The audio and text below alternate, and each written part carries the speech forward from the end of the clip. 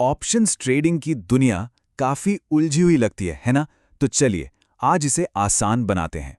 एक ऐसा सीधा सरल रोड मैप तैयार करते हैं जिसे समझना सबके लिए आसान हो। तो आज हम क्या-क्या देखने वाले हैं? सबसे पहले समझेंगे कि ये ऑप्शंस ट्रेड होते कहाँ हैं।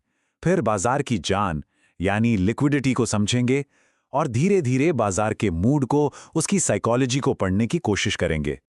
अच्छा, तो शुरुआत करते हैं बिल्कुल बेसिक से। आखिर ये सारा एक्शन होता कहाँ है? बात करते हैं उन जगहों की, उन एक्सचेंजों की, जहां हर ऑप्शन कॉन्ट्रैक्ट की कीमत तय होती है और असली ट्रेड होता है। देखिए, ये पूरा का पूरा सिस्टम कुछ खास एक्सचेंजों और प्लेटफॉर्म्स पर ही चलता है। और हाँ, हर एक की अपनी अलग टेक्नोलॉजी और अपने अलग नियम कानून होते हैं। और ये हैं इस खेल के कुछ सबसे बड़े नाम, जैसे कि CBOE। इन्होंने ही लिस्टेड ऑप्शंस ट्रेडिंग की शुरुआत की थी और आज भी वॉल्यूम के मामले में ये सबसे बड़े हैं। सोचिए, रोज लाखों कॉन्ट्रैक्ट्स यहां पर मैच होते हैं। अब एक ट्रेडर के लिए इसका क्या मतलब है? सीधा सा मतलब है बेहतर लिक्विडिटी और दाम भी बेहतर मिलने की उम्मीद। चलिए अब आते हैं एक बहुत ही जरूरी कॉन्सेप्ट पर, लिक्विडिटी। सीधा सा मतलब है कितनी आसानी से कोई ट्रेड सही दाम पर खरीदा या बेचा जा सकता है। सच कहूं तो ये बाजार की धड़कन है, उसकी जान है। और लिक्विडिटी को नापने का एक तरीका है बिड आस्क स्प्रेड, मतलब खरीदने वाले की कीमत और बेचने वाले की कीमत में कितना अंतर है। ये स्प्रेड साफ साफ बता देता है कि मार्केट कितना एक्टिव है। स्प्रेड कम है मतलब खूब लिक्विडिटी है, खरीदार बेचने वाले बहुत हैं, काम आसान हो जाएगा। लेकिन अगर स्प्रेड ज्यादा है तो सावधान, क्योंकि ये आपकी ट्रेडिंग कॉस्ट और रिस्क दोनों को बढ़ा देता है। एक उदाहरण से समझते हैं। मान लीजिए एप्पल का कोई ऑप्शन है जो बहुत ज्यादा ट्रेड होता है। यहां बिड और आस्क प्राइस में बस जरा सा फर्क होगा, जैसे कि सिर्फ 5 सेंट का। इसका नतीजा, ट्रेड में एंट्री और एग्जिट करना बहुत ही आसान और सस्ता हो जाता है। अब इसका दूसरा पहलू देखिए, कोई ऐसा ऑप्शन जिसमें ज्यादा ट्रेडिंग नहीं होती। मान लीजिए बिड है 40 सेंट और आस्क है 70 सेंट। यहां रिलेटिव स्प्रेड बनता है पूरे 54% का। गजब है ना? इसका मतलब यह हुआ कि प्रॉफिट कमाने की जो उम्मीद थी वो तो ट्रेड में घुसते ही लगभग खत्म हो गई। तो अब जब हम मैदान को समझ गए हैं तो बात करते हैं औजारों की। एक ट्रेडर के टूलकिट में कौन कौन से ऑर्डर्स होते हैं जिनसे वो बाजार में अपनी चाल चलता है। यहां हर ट्रेडर के सामने एक दुविधा होती है, स्पीड चाहिए या प्राइस। क्या ट्रेड को फौरन पूरा करना है चाहे जो भी दाम मिले, या फिर अपनी तय की हुई कीमत का सब्र से इंतजार करना है। बस यहीं पर मार्केट ऑर्डर और लिमिट ऑर्डर का पूरा खेल समझ में आता है। और ये तो बस शुरुआत है, इससे भी एडवांस टूल्स हैं। ट्रेडर्स अपने ऑर्डर्स में एक तरह से ऑटोमेटिक नियम लगा सकते हैं, ताकि जब बाजार तेजी से ऊपर नीचे हो तो उनकी पोजीशंस अपने आप मैनेज हो जाएं बिना उनके कुछ किए। चलिए इसे एक असल उदाहरण से देखते हैं। एक ट्रेडर कवर्ड कॉल स्ट्रैटेजी कैसे लगाता है।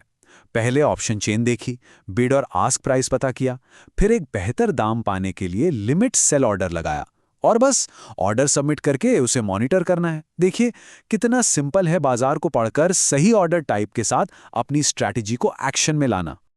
ठीक है, तो अब हम अलग अलग ऑर्डर्स समझ चुके हैं, लेकिन असली खेल है इन ऑर्डर्स को एक बड़ी स्ट्रैटेजी में पिरोने का। यहां पर स्पीड, कॉस्ट और रिस्क, इन तीनों के बीच एक सही बैलेंस बनाना पड़ता है। अब सवाल आता है कि अग्रेसिव होना है या पैसिव, क्या फॉरेन ट्रेड पूरा करना है या बेहतर दाम का इंतजार। ये पूरी तरह से सिचुएशन पे डिपेंड करता है। अगर लगता है कि मार्केट तेजी से भागेगा तो अग्रेसिव होना पड़ेगा, और अगर लगता है कि थोड़ी गिरावट आ सकती है तो पैसिव रहकर इंतजार करना बेहतर है। यही तो है स्ट्रैटेजी। और जो अनुभवी ट्रेडर्स होते हैं ना, वो अक्सर एक ही बार में सारा पैसा नहीं लगाते। वो लेयर्ड एग्जीक्यूशन जैसी स्मार्ट स्ट्रैटेजीज अपनाते हैं। मतलब थोड़ा सा हिस्सा तो तुरंत ले लिया ताकि मौका हाथ से ना जाए, और बाकी हिस्से के लिए बेहतर दाम का इंतजार किया। स्पीड और कॉस्ट के बीच का एक बहुत ही बढ़िया बैलेंस है। अब तक हमने बात की नंबर्स की, ऑर्डर्स की, स्ट्रैटेजी की, लेकिन अब थोड़ा जूम आउट करते हैं। देखते हैं कि वो कौन सी बाहरी ताकतें हैं, जैसे आर्थिक खबरें और लोगों की सोच, जो पूरे बाजार के मूड को बदल देती हैं।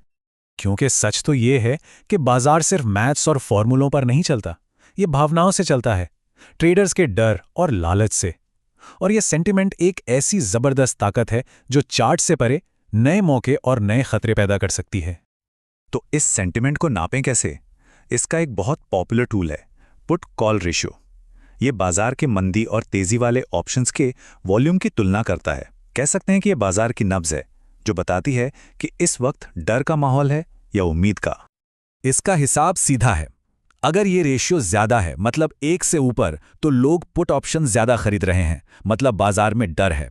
और अगर ये रेशियो कम है, मतलब 0.7 से भी नीचे, तो कॉल्स ज्यादा खरीदे जा रहे हैं, यानी बाजार में आशावाद है, कॉन्फिडेंस है।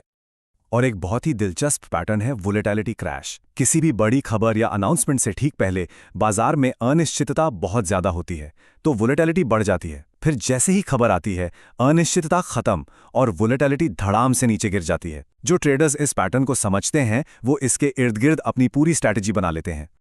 तो आखिर में सवाल यही है, इस डेटा और एल्गोरिथम वाले बाजार में क्या असली बढ़त इंसानी भावनाओं को पढ़ने में है? शायद हाँ, क्योंकि ऑप्शंस मार्केट में कामयाब होने के लिए सिर्फ टेक्निकल स्किल ही काफी नहीं है। उस मनोविज्ञान को भी समझना पड़ता है जो बाजार की हर चाल के पीछे है।